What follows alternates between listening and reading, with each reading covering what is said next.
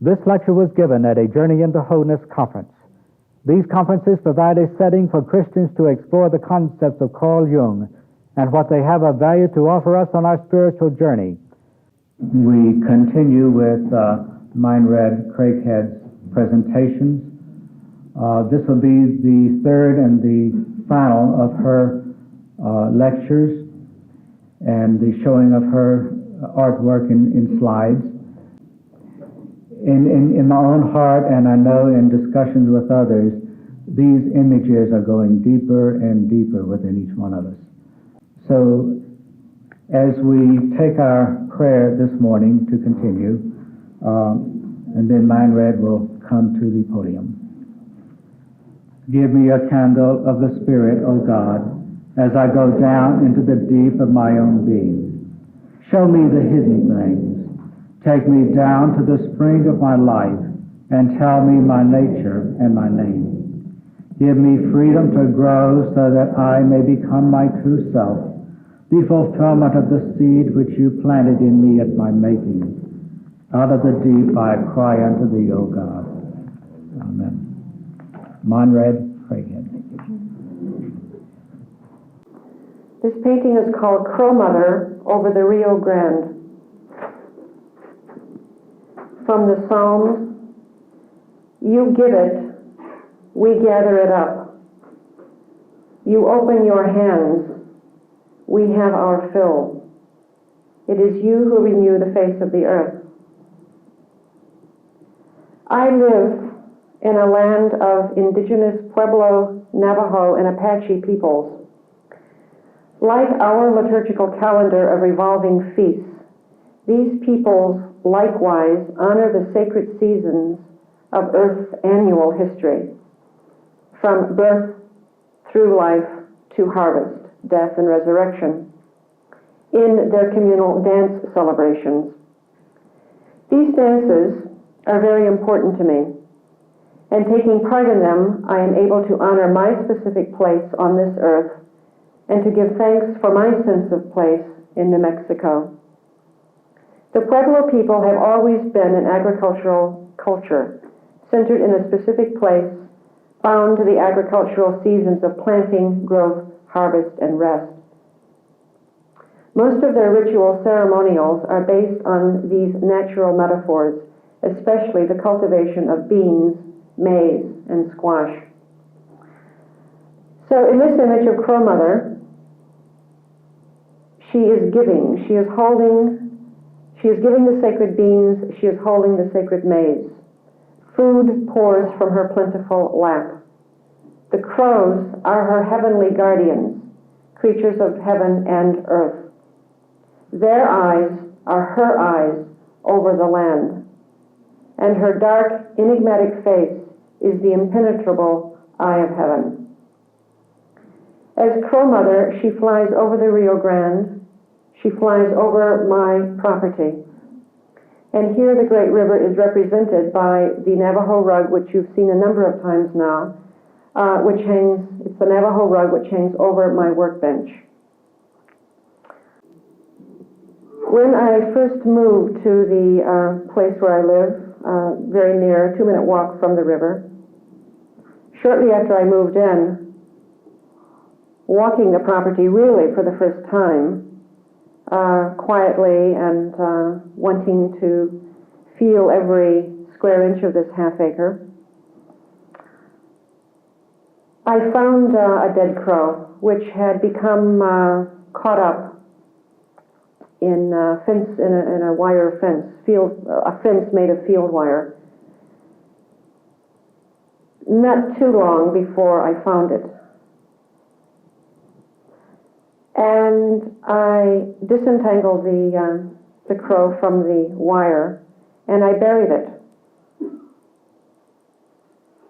And it was at this place in my land where I began, really instinctually, certainly not really thinking about it, I began gravitating to that spot to pray, until finally, little by little, it built into a daily ritual of going to that place to pray over the body of Crow Mother. And as my 50th birthday approached, which was 6.5 years ago, I'm now 56. As my 50th birthday was approaching, and I felt I needed to first of all, to mark my own body, which I'll talk about later, in a ritual way. I felt I also needed to celebrate this turning phase in the wheel of my own life on the land itself.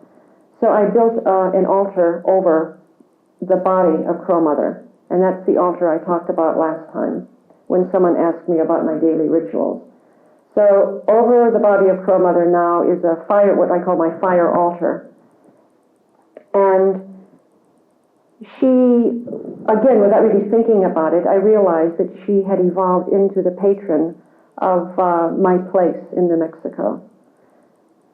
And I'm telling you this in relationship to the type of this painting, because you might think, well, what has Crow Mother got to do with the Rio Grande?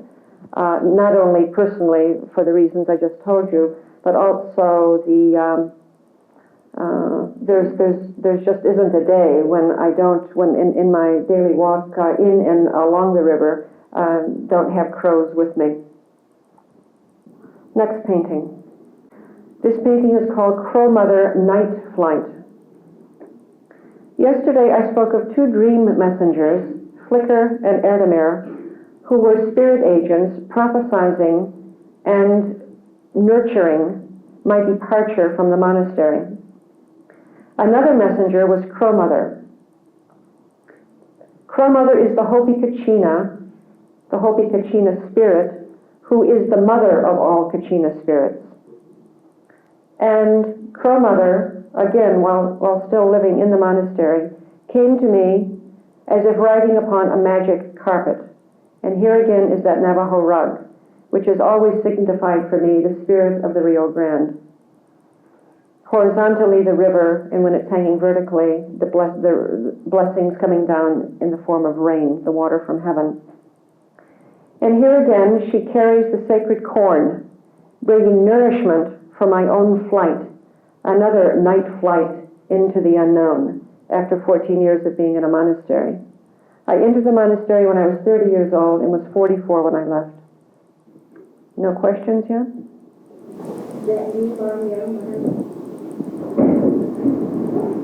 Do you know? Now you've seen something I've never seen before. Do you think that figure in back of her is someone lying down? Fantastic. I have never seen it before. No, I always took it to be a clown. How wonderful, thank you. You see how this operates? I can't tell you how often this happens.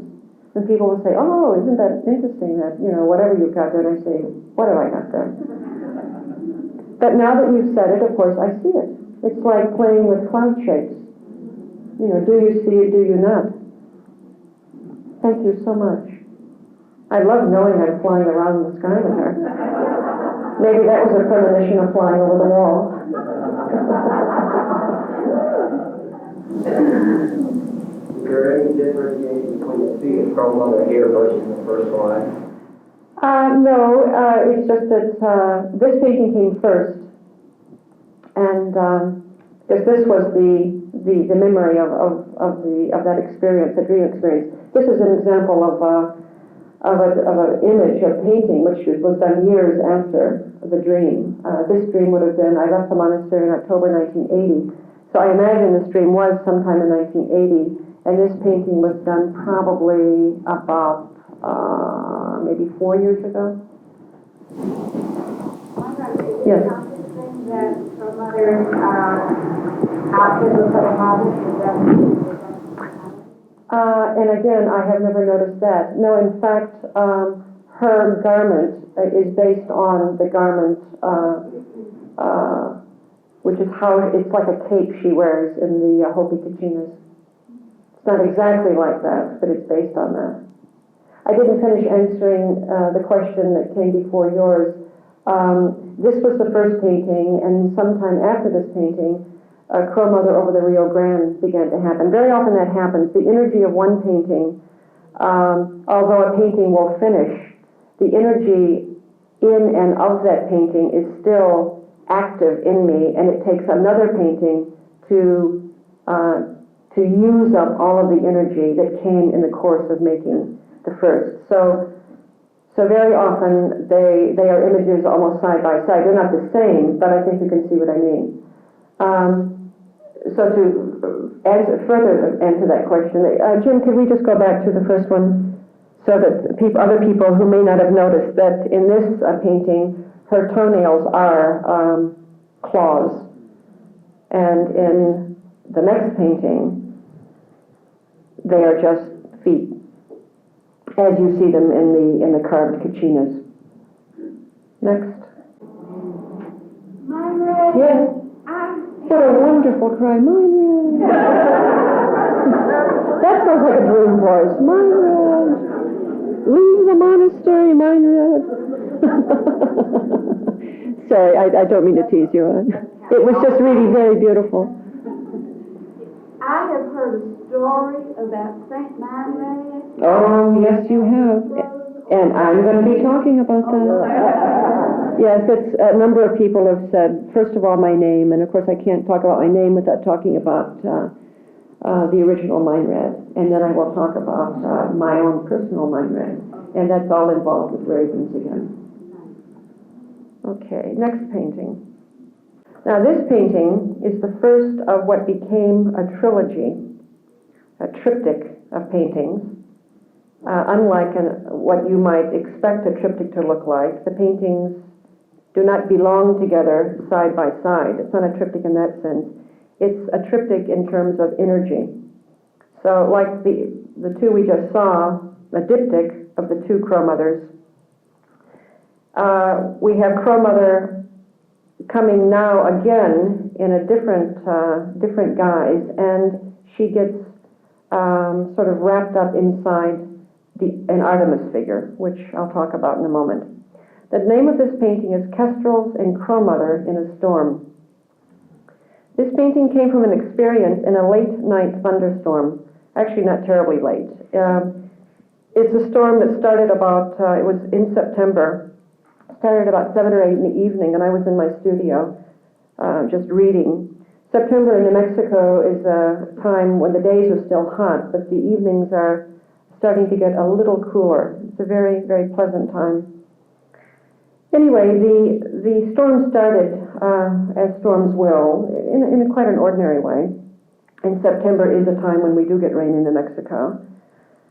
But the storm began building, and at a certain point I realized I wanted to be in the storm. So I got out some blankets, and we moved from the studio to my screen. I say we, me and the dogs, moved from the studio to outside to the screen front porch, where I have a shabby old couch, which is very comfortable. And we curled up. The dogs do not like thunder and lightning. Most animals don't. So they were certainly under the blanket. In this crashing, dramatic, violent thunderstorm, just incredible noise and theatrics, I could still hear circling above my property two kestrels who were still circling and crying in this thunderstorm. Now, these two kestrels, it's not uncommon for me to have kestrels in my area. They love nesting or not nesting so much as using the dead branches of cottonwoods as lookout posts. So they're a common bird for me. And very often during the day when I hear them kee, kee, kee, kee over the property, I go out and look at them. And this pair had been around all day, and I had been out to look at them. But to hear them, the subtlety and yet the strength of that cry within the wind and the rain was absolutely stupendous. So here were these two kestrels crying out in the wind and the lashing rain, the thunder and the lightning. But I had also an awareness of a deeper presence in this storm, that of Crow Mother, because the kestrels were circling in the sky in the area above her altar. Crow Mother as the source of the fertilizing rain. Here the image of her the small image at the bottom of the painting, is based on her traditional kachina pattern. If you went to buy a kachina of Crow Mother, it would look pretty much like this. And this is based on a small kachina, which I have on a special altar in my studio. It's an altar I built to celebrate the publication of the Litany of the Great River, which was dedicated to her. While I was working on this painting, deep within it, this painting wasn't nearly finished, but it was happening, and but I knew the basic shape of this. I would say, sort of in an area in this painting above the in that sort of dark blue space right above the top edge of the altar. It's as if a hole in this painting opened up, and what I saw at a much deeper level is this image. Jim? Next slide. This painting I eventually came to call Crow Mother, Her Eyes, Her Eggs. So here is another image of Crow Mother, quite different than I think you'll agree than the images we've seen before, carrying a much deeper, darker energy down in the real depths, almost like this is what the depths of fertility look like.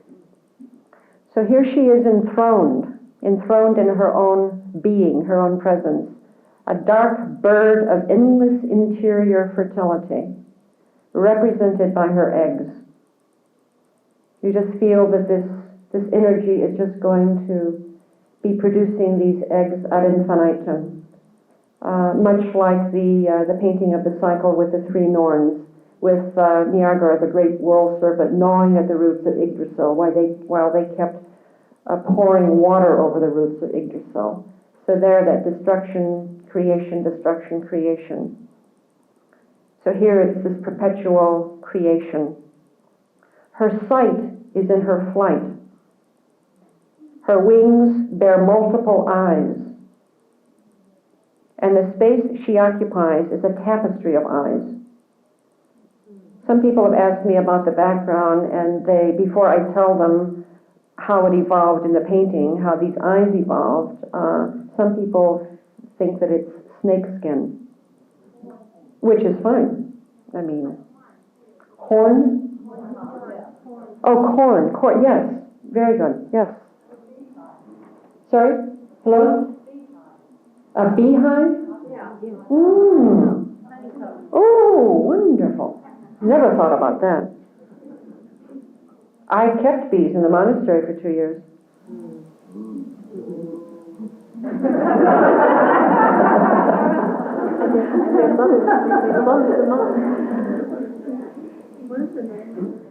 The name of this painting is Crow Mother, Her Eyes, Her Eggs. This is not available in books or prints because it's just been done. Margaret, is there, I see like baby snakes wanting to come out of those eggs. Yes, and as the eggs began to take shape and form and color, it's as if what was inside them came to the surface of the eggs. So what's inside these eggs is some kind of living, moving, if you want to call it snake-like. It's obviously this is up to you. But the interior came to the exterior, and the identity of the interior laid itself across each egg as its identification.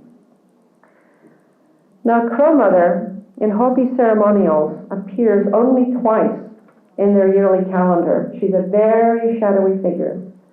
So they see her only twice does she come down from the sacred San Francisco peaks where the Hopi Kachinas live, when they are not in the Hopi villages as the center of the ceremonials. These two appearances are, first of all, as the old mother, the mother of all the other spirits, the Kachina spirits, both male and female. And secondly, at the other end of the spectrum, as the Virgin Bride. So first of all, as the old crone moon, and then as the Virgin Bride, going to her wedding at sunrise. That is, a young woman at the height of her fertility, going toward the solar power. And again, the presence of that great Rio Grande Navajo rug. Now, the same thing happened. While I was painting this painting, I became aware of Artemis very, very near me. I mean, there were times when the hair would rise on my arms. Artemis is the presence in Greek mythology, which I've been reading since I was a teenager. I grew up, because I grew up poor, I grew up in a book with homes, living spaces without books. To me, as a child, a book meant a comic book. And once in a blue moon, if I was really good around the house or in the garden, or, you know, didn't mind killing the chickens, I would get a dime and I would rush out and buy a comic book. And of course, as you can imagine, as a child, it wasn't what the comic books were saying so much as pictures. I was already starved for pictures. And the only pictures I got were on Saturday at going to the Saturday afternoon matinee. Now, why in God's name did I say that? Oh, so when, in fact, I didn't know what books were until I started school. And then books were only associated with school. I mean, there were still no books in my home. So that as I matured, libraries became just so important to me. I mean, I just fell into libraries and started gobbling up anything and everything and anything. Stuff I didn't even understand. I mean, I walked to school reading, I walked home reading, I would walk to my room reading, and I would stay there reading until I was called forth for meals. And it was then through libraries that I discovered, and probably through very wise librarians, that I discovered the world of Greek mythology. So from my teenage years, it was Artemis. I knew I was Artemis. I knew that this was me. Whatever I read of her was me. And this has grown more and more acute through all my years, until finally now, since I've been in this particular place in New Mexico since 1983, like Crow Mother, I feel her always, ever around. Every day when I walk, I'm walking with her in the woods. My dogs are her dogs. My dogs are her hunting pack.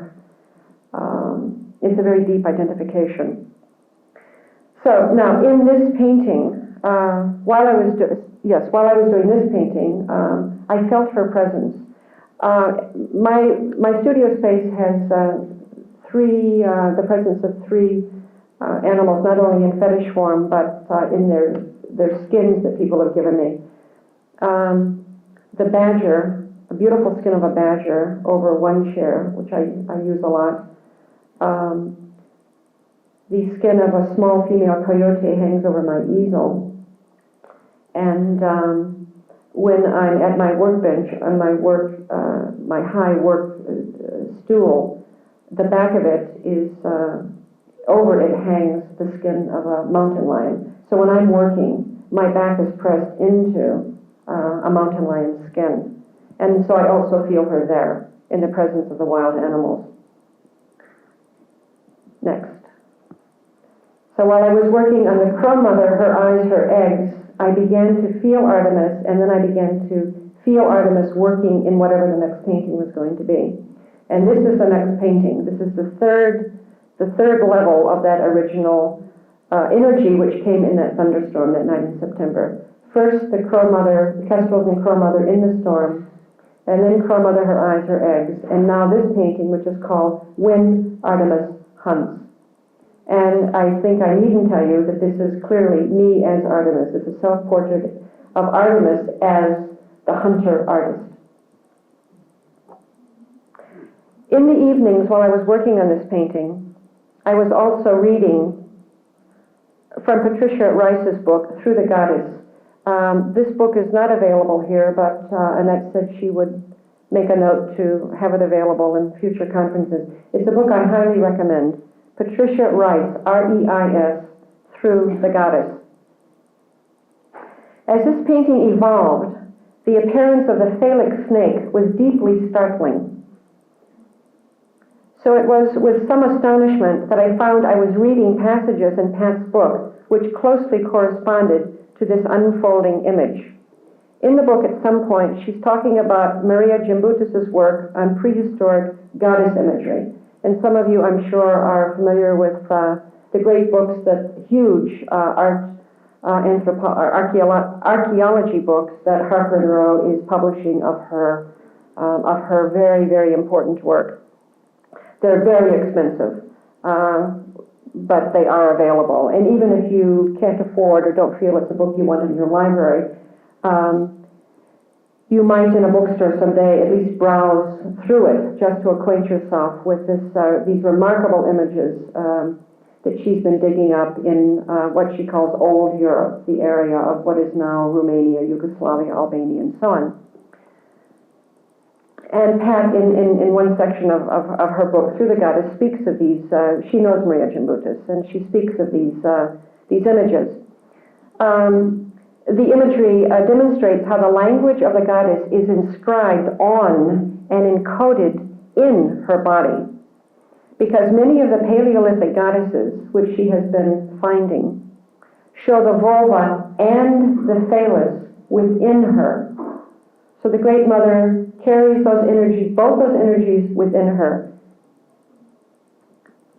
female body. The interior snake phallus of the goddess shows her regenerative capacities, self-generating.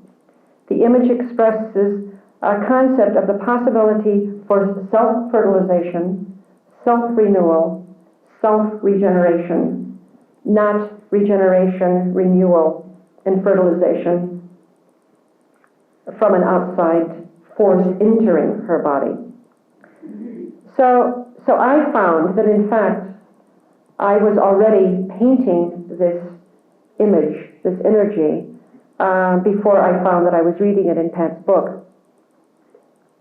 So I found I was painting this self-conceiving goddess, an image of the simultaneity of the labor of making and the interior seeding, one continuous circular movement from within to without.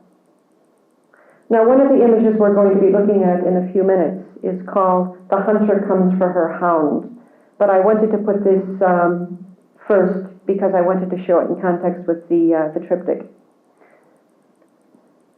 Let's just think about this for a moment.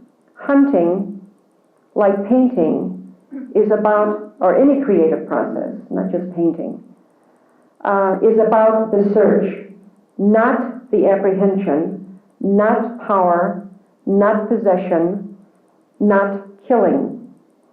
The search is for revelation, to see and become one, to see and become one with the strength and beauty of the animal, not to kill it. To be one with the painting as I see it unfolding. Each painting reveals a truth I have never seen before.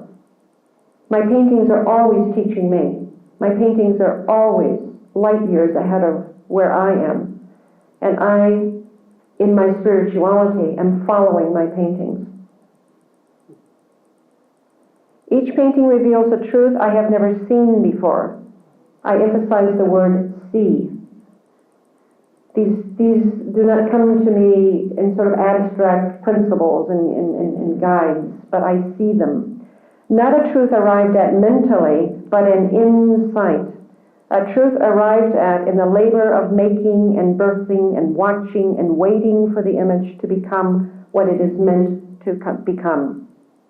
Free of control, each painting teaches me something I have never known before. Now I'm going to just stay with this painting for just a moment with you. It began with another of these. I have two great Navajo rugs. The one I've been harping on, the black and white rain pattern rug, and this rug, which I call which I've always called. It's a rug that I bought in probably about 1960 in Albuquerque from an old seed merchant who had clearly done a swap, a bargain trade, a rug for seeds, corn seeds and beet seeds and so on, from a Pueblo family. And like the other rug, the black and white rug, these two rugs appeared to me constantly in my dreams when I lived abroad. They became like, that I realized that in fact they were like household gods. I had lived with them when I lived in Albuquerque in the 60s. I had lived with them, I'd walked on them, they were hanging on the wall. And when I left for Europe, which I thought was going to be for 1 year, I left the rugs with my sister in Milwaukee and said, I'll pick these up, on the way back. Instead of coming back a year later, I came back 21 years later, and she still had the rugs waiting for me in her attic. In the meantime, these rugs, as if like flying saucers, kept coming to me in my dreams when I lived in Europe, not just in the monastery, but during my time in Spain and Italy also. And they were like they are truly living creatures. And they're certainly one of the, because they brought with me the energy and the beauty of the Southwest that I loved so much. And of course, when I was in a monastery, I thought I would never see that land again. So, and you saw this painting yesterday, anyway, the last presentation on whatever that was. In the painting, Ernegeist and Coyote in the Land of the Four Red Mountains. That's what the title of that painting means. Because I've always, for some reason, understood this rug as the Land of the Four Red Mountains, which has nothing to do with the geography of New Mexico, it's just my own imagination. So this painting began with that rug. And it was curious to me because I thought, why is this happening? Because this is exactly how the Ernegeist painting had begun, with the rug laid out. And then I realized, because this was laid out in a slightly different way than the Ernegeist Coyote painting, that this, in fact, what was happening was the space was defining, the sacred space was defining itself. It was defining exactly where what was going to happen was going to happen. And the painting grew up from the rug. And the easel appeared, and I found that odd in itself because I've never done a painting of myself, like standing before an easel. Anyway, as it evolved, and it was very, very slow, this painting took longer than any painting I've ever done in my life. So let me just go through it a little bit. You can see that ultimately, in fact, everything that's happening is in fact stabilized in that sacred space. Even the dog who came in toward the end found a niche there.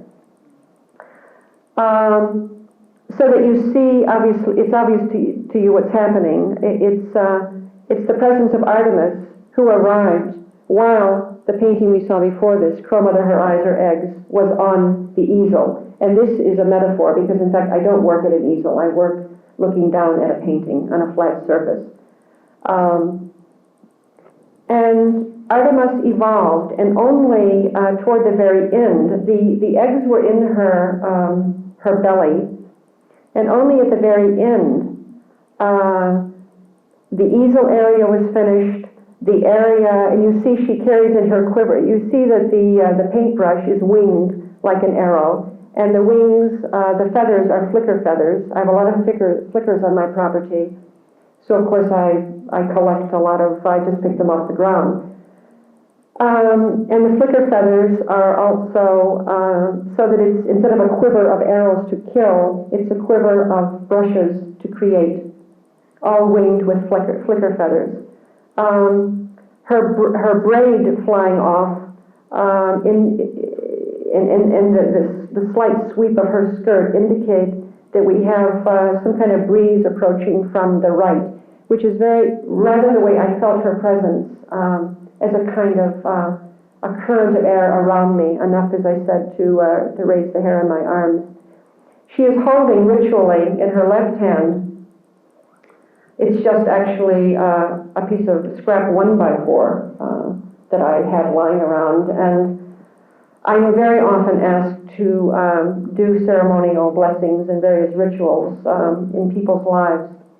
And a couple of years ago, I was asked to do a croning ritual, and the woman specifically wanted the power of the serpent to be very much there.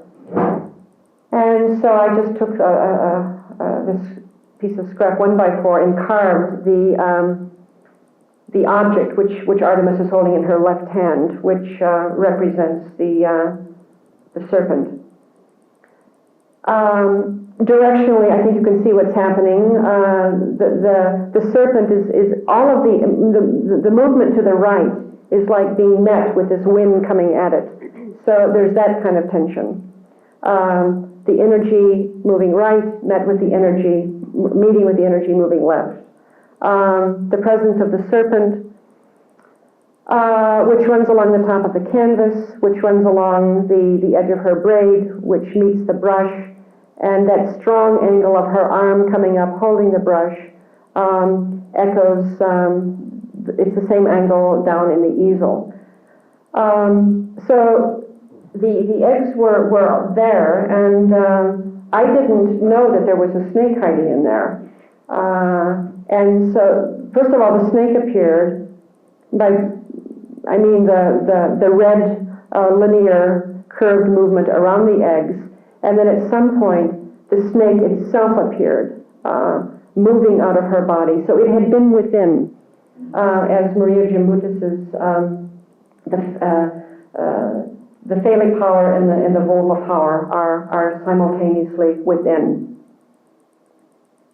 Now, are there any comments or statements or questions about this painting before we move on? Yeah, she's doing something I never do, and that's just that is an artifice because I wanted to get the Virgin Moon in. Artemis is the one of the Virgin goddesses, and therefore the first quarter of the moon is associated with her. I also needed that as a ploy. If you just hold your hand up and cover that dark place, you'll see how I needed it compositionally as a balancing factor. Also about the white area between her arms. It's defined at the top and sort of amorphous below. It's just the wall. Oh, I see what you mean. It's the unfinished canvas, which is more obvious in the original. It's a much lighter color than the wall. Okay? Why do you appear so white? Why do I appear so white? I associate, remember I think it would have been the first night, the first presentation, I showed you a painting called She Who Gives the Dream. The hands of God pushing me or the person down into the depths of sleep are white. And I've always associated whiteness of hands or painted hands. Very often the hands are painted, as for instance in the painting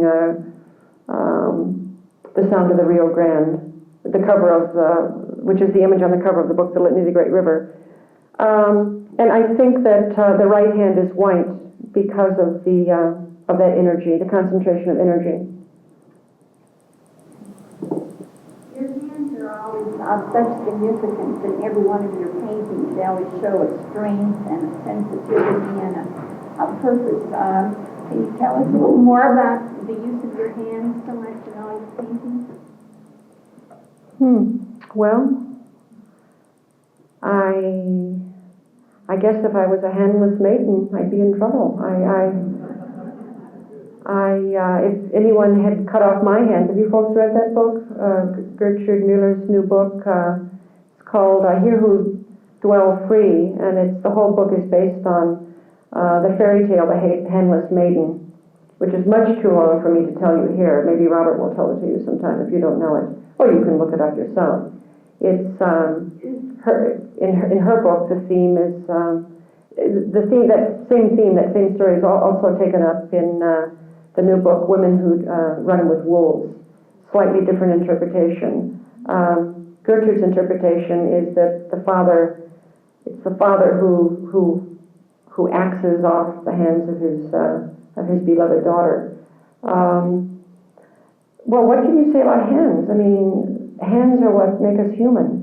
Do you know, someone once told me it takes more energy to take the index finger and the thumb and bring them together.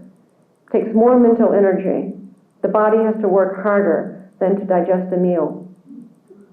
Now, that's what I was told. God knows I am far from the realm of science, but the point I'm trying to make is it's when animals began to use fingers and then understand that they could use tools that, I mean, the whole evolution of us as human beings jumped, eons ahead.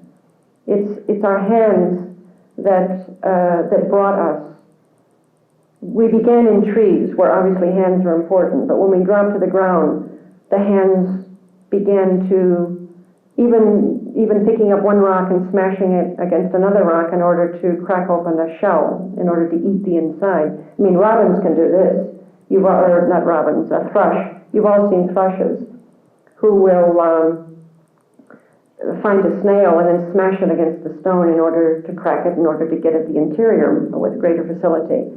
But when our ancestors, our animal ancestors, started doing this, this is how we evolved into humans. So our hands are our instruments of the source of our beginning, our humanity, our making power. And it's in today's society, it's the fact that we're moving away from making, which I find so astonishingly terrifying. No one makes anything anymore. Next, any more before we move on? The moon is the virginal moon. Mm-hmm. When it The first quarter. And the fourth quarter moon is reversed. The third quarter is reversed. It's the dying moon, the crone moon. What?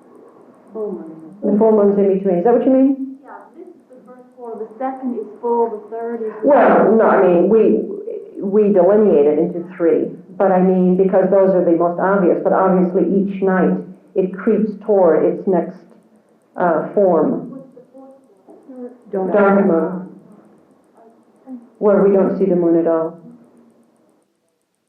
That's one of the mysteries of the moon. The sun rises and sets day after day through time, and it rises whole and it sets whole. And we can't really see it very often because we can't look into the sun. And I think it's one of the magic aspects of the moon. Or one of the magic aspects of the moon is we don't know where she's coming from, we don't know what time, and we don't know what shape she's going to be.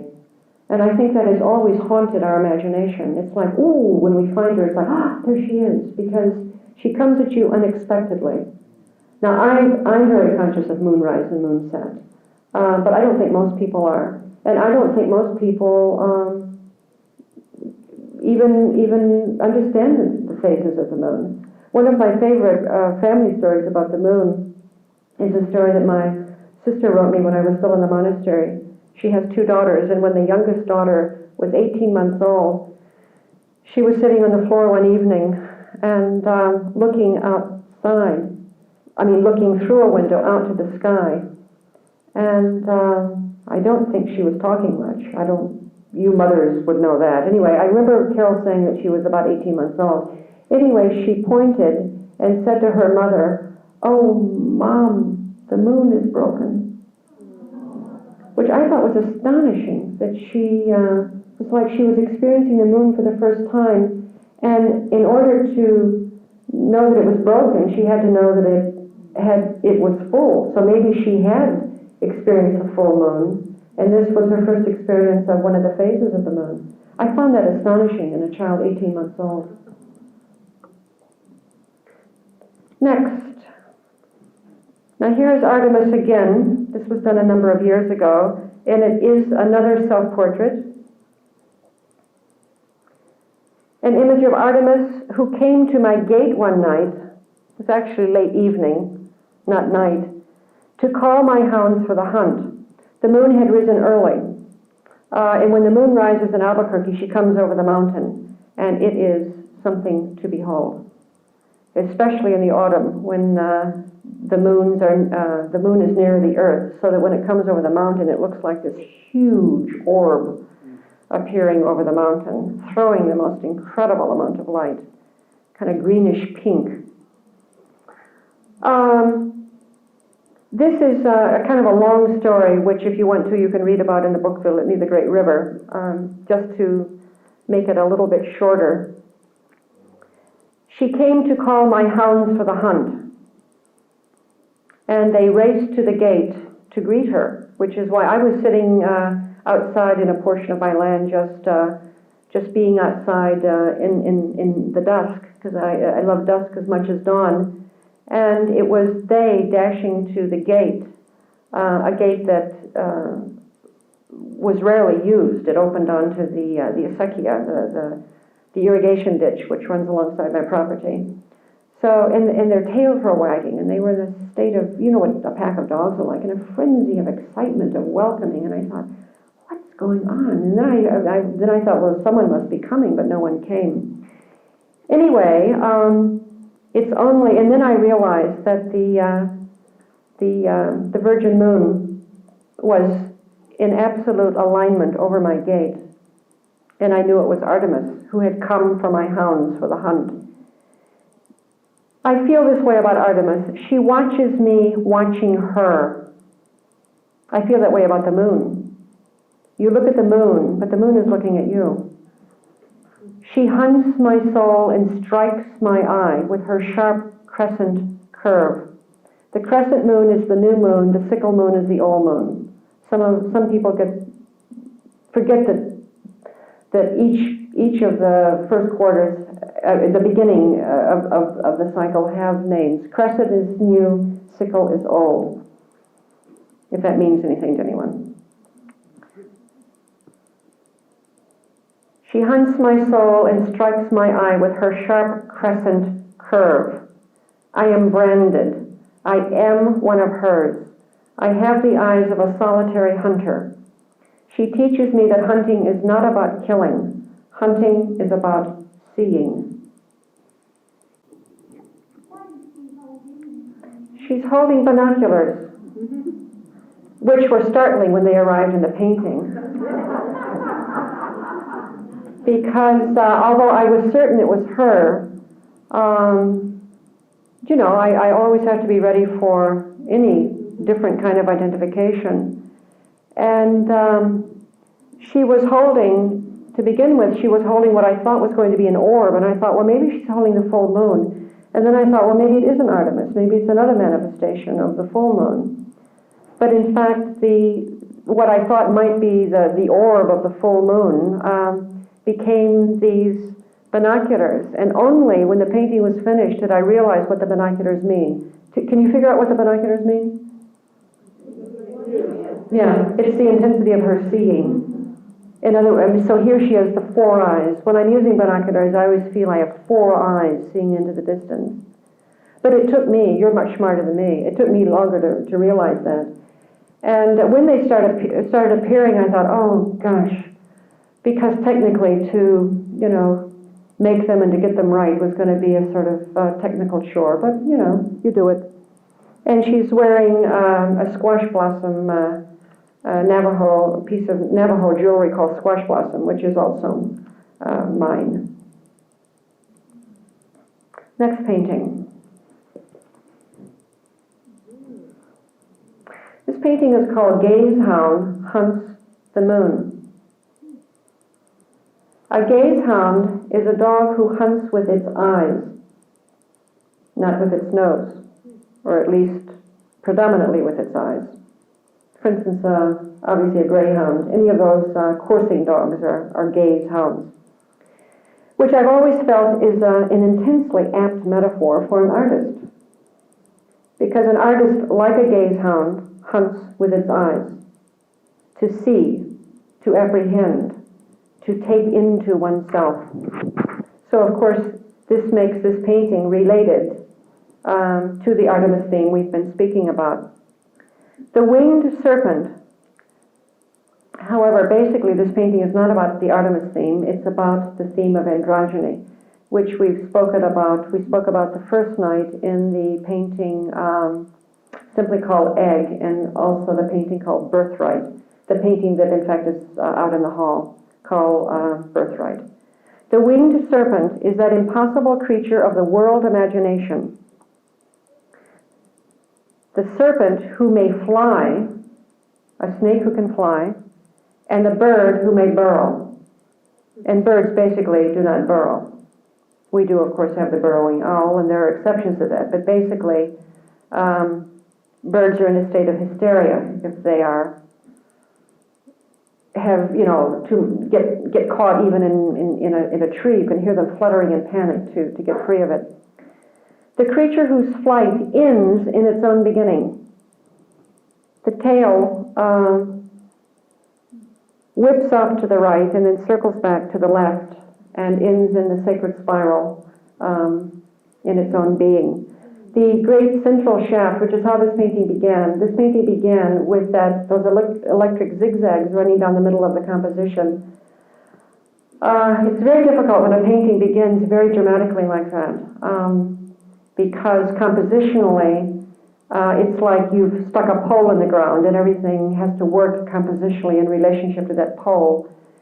And of course, I didn't know for the longest time that in fact the zigzag patterning, which was rain and lightning, but it was rain and lightning held within the wings of the winged serpent. So the wings reach up into the heavens and come down and brush the edge of the earth between the two mounds of earth here. The creature whose flight begins and ends in its own beginning, again and again and again. It is an image like androgyny of the conjunctio oppositorum, the integration of duality, a sign which we feel is true but cannot comprehend because we cannot experience it. The union of opposites, the flight of the winged serpent, releases the electrifying rains of fertility, which charge the earth and our own creative souls. Heaven and earth unite in this flight. And running along at the bottom of the painting, the gazehound is chasing the hare. So it's the artist chasing the fertility of the wild kingdom, is my own understanding of this image. They just appeared. I love them, those priestly, it's like the priesthood of the wildlife, wild kingdom, the dignity, the austere, celebratory nature of these two. On the left, the great horned owl of night above the moon, and the great eagle on the right above the sun. Next painting. This painting is called Erdemir Finds the Treasure. And here is another manifestation of Crow Mother, who pushed herself in at the last minute. This is the story of another woman's dream. The dream was a message of encouragement and hope to her and to two of her friends in Albuquerque in 1983. I am one of these friends.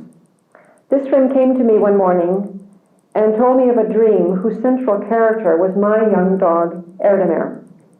The dreamscape was somewhere in medieval Europe, she thought, but since she had never traveled in Europe, was unsure. She then proceeded to describe in astonishing detail the land and the architecture of this dream, and as she was doing so, I realized that in her dream she had been to Glastonbury Abbey, a place which I know very well. I've been there countless times. So here was this young Hispanic woman, a dear friend of mine, a wonderful young poet, telling me in detail about Glastonbury Abbey, when she, in fact, has never been out of America. She knew nothing of Glastonbury, so I spoke to her of the Grail legend. In her dream, at the foot of the great tower, the great Tor, on the hill, above the abbey, Erdemir was digging a hole. As she dug, treasures were unearthed, a trove of religious ritual objects, including 3 vessels. This was the end of the dream. My friend said, "I only know that the vessels are for the 3 of us," meaning herself, myself, and a 3rd mutual friend. This story happened in 1983. When we 3 friends with quite different lives were bare-boned poor, but harbored great dreams. The 3 vessels contained treasures for each of us, which has manifest in our lives during these past 9 years. It's been astonishing how our 3 lives seem to have come out of these treasures that Erdemir, who was still a puppy at the time, had found in Glastonbury. We often, the 3 of us, speak of this prophetic dream and of my beloved dog who found these vessels for us. This is the mother dog who died some years ago. When I was working on this painting, Crow Mother inexplicably appeared because she was not in the dream. She appeared in the painting. She came in from the right and ended up, there was a lot of vegetation in that corner. She came in and pushed the vegetation out of the corner and grew, in fact, to dominate the entire composition. She carries with her the yucca whip of initiation.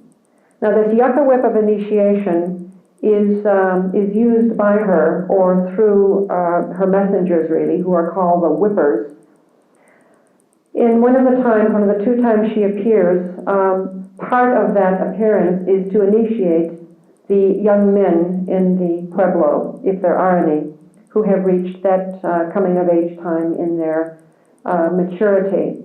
And part of the initiation is to whip them very, very strongly, lash them on their legs.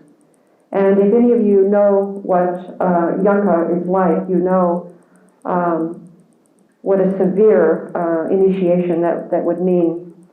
And whipping about the legs is a fertility ritual from many places in many cultures at that time when a young man or a young woman is entering into adulthood. But for the Hopi people, it's only the young men who are initiated with the yucca whip. So here she is carrying the yucca whip of initiation, representing perhaps, and I'm only speculating here, the period of emptiness before the vessel cups ran over with blessings in our lives. In other words, an initiation of need, of want, of just, barely having enough money to, have toothpaste and food and keep a little gas in the car, that kind of, rock bottom need. Because after this dream, the incredible thing is that all of our lives began to just move in very interesting ways. The first thing that happened to me after that, not the first thing, but one of the first things was the publication of the Mother Songs. Any questions on this? So there are the 3 vessels that Erda has found. And there we are, the 3 friends in the back, around our own round table with our own vessels, our own grails of initiation. And here is Crow Mother. Someone said that the girdle around her waist, as it's flying in movement, reminded them of crow's feet, which, again, wasn't intended, but I see what she means. This painting is out in the hall, so you can see it in detail if you'd like to. Next painting.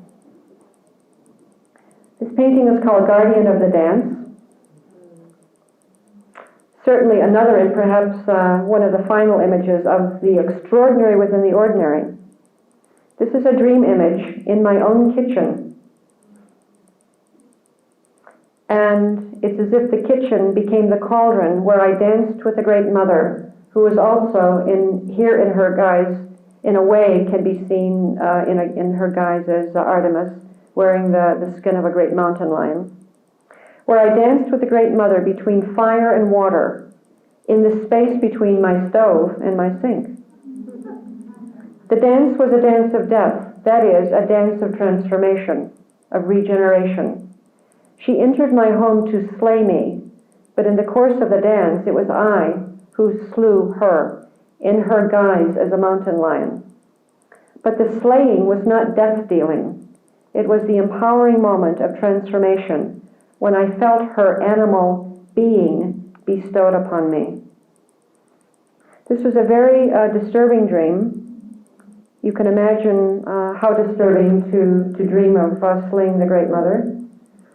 And this is the first dream I had after the publication of the Mother's songs. And it rather made me angry that she came to kill me, because I felt I had done a great deal for her.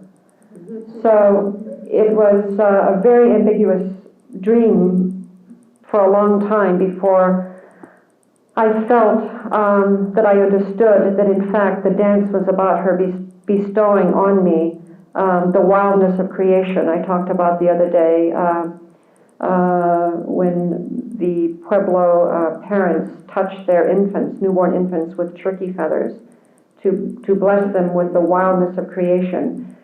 This dream felt like an initiation into the wildness of creation.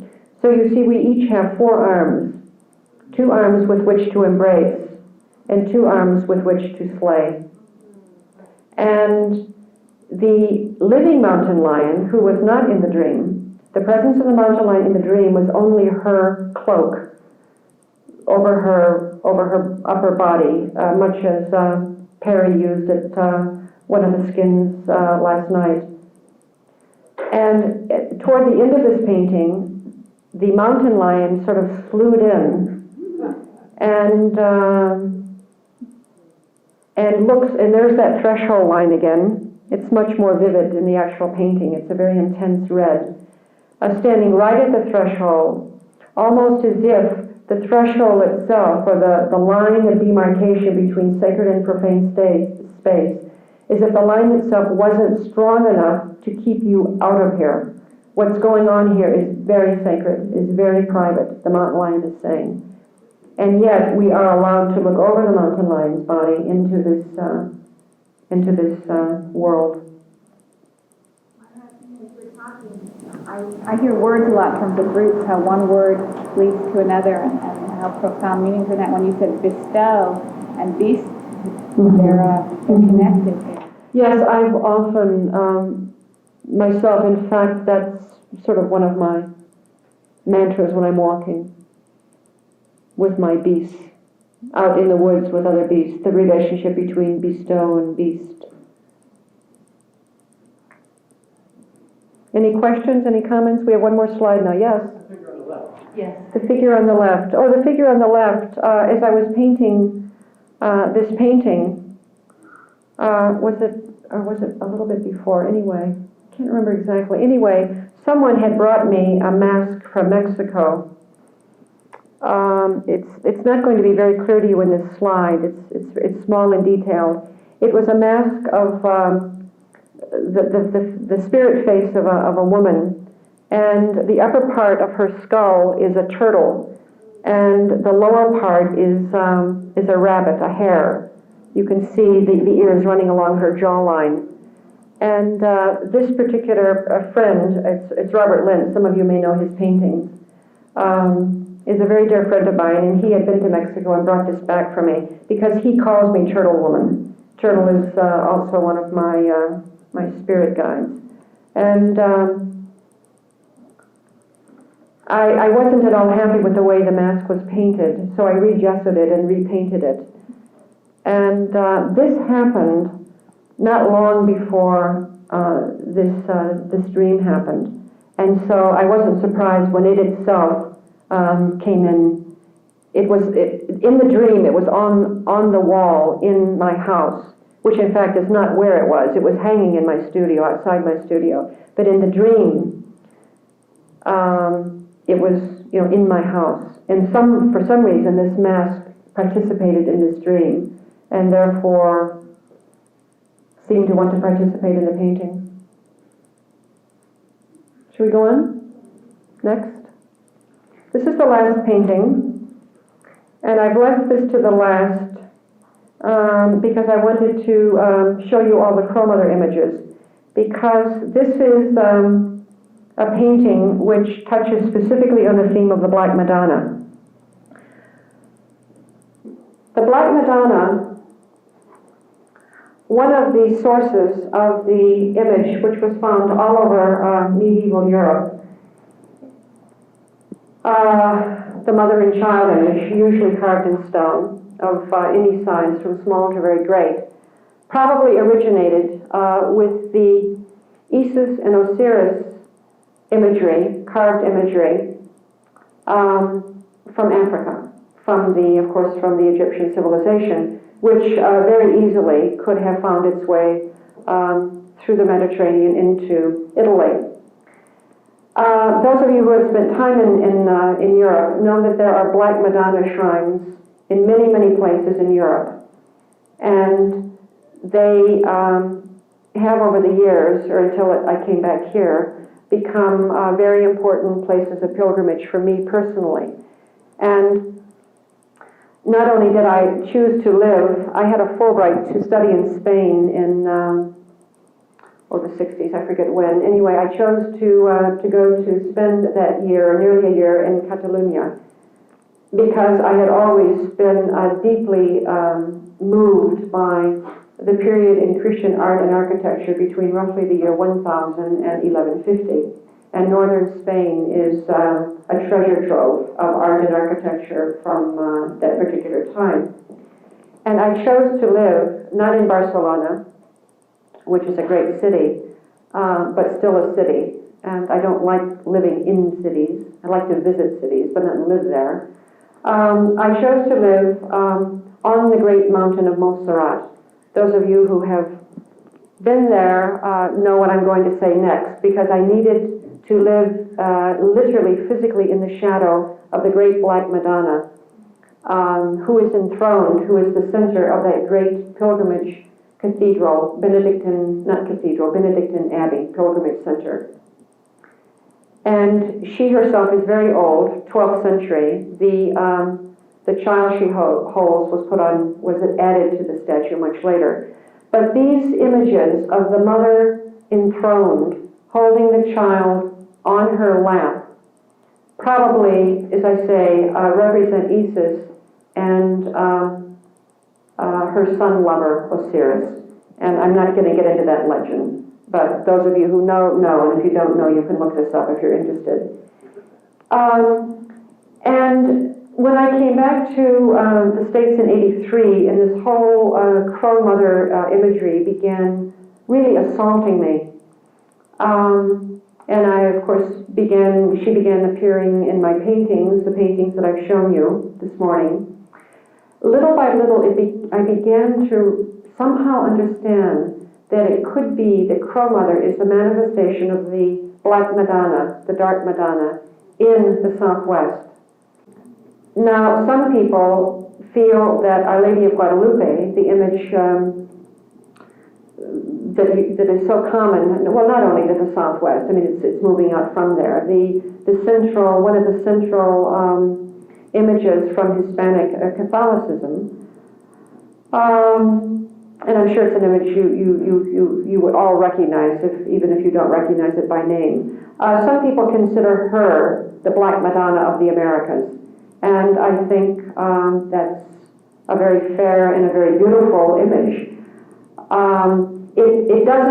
I don't feel it deeply myself. What I feel deeply is this presence of Crow Mother in my life. And that enigmatic, dark, face, no face, to me carries the mystery more deeply than the image of Our Lady of Guadalupe. So here I am.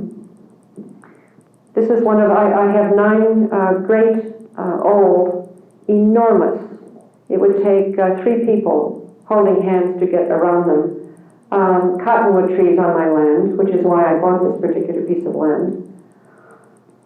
And it's not that I paint out there, but one of these trees is a double-boled tree. It has 2 trunks which meet. It's not 2 trees, it's one tree with these 2 massive trunks. And I built an altar to the Black Madonna, to the Hispanic Black Madonna, in this tree. And it's one of I have a number of outside altars, and this is one of my outside altars. In fact, the image itself is just a very simple, very inexpensive, I'm talking $15, ceramic statue that I bought in a shop in town. And in the summer especially, when I garden, but I grow only flowers, I don't grow food. When I have flowers available, I love keeping fresh flowers at her altar during the summer and this time of the year. So, in a sort of fantasy way, here I am. In fact, it's a workbench situation, very different than the workbench you saw in the painting Au Fountain Mouth. And you see my dogs participating in this. The trees do have various skulls and rocks and feathers and all sorts of things attached to the tree. But basically this is me sitting on a stool, and I do sit on a stool when I'm painting, and I'm painting under the aegis. It's as if the altar itself is like a canopy over me, much not unlike in Au Fountain Mouth, her robe, the black and white Navajo rug. I was kind of huddled inside that. And my braid is enormously long, certainly considerably longer than it is now. And at the end of the braid is a toad, and the toad has a bright red braid. And the toad is one of my nadir animals, and I think I mentioned yesterday the animals of my nadir, the toad, the turtle, and the snake. There's also a mole in that nadir basket too. I have some of Maria Jabutis's very detailed, very exciting books with their archaeological drawings of the finds that she has made in old Europe, in her digs in old Europe. And to my astonishment, one evening sitting by the fire inside in my studio, I came upon some very, very old effigies of the Great Mother in her guise as toad. And the reason for this seems to be when they began finding these toads in these tombs and wherever they were digging. Apparently the toads were understood as embryonic humans, probably, obviously, fetuses that had been expelled in spontaneous abortions, and women had seen them and made the relationship between the human fetus, at what age I would not know, and a toad, so that the toad became, was used in a ritualistic way as praying for a healthy pregnancy and fertility, and so the toad belongs to that area of symbolic imagery. I want also to close with just a few lines from the first Psalm, which we all know and love.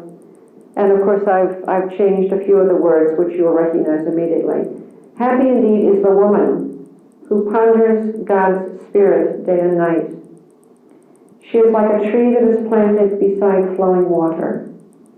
She yields fruit in due season, and her leaves are ever green.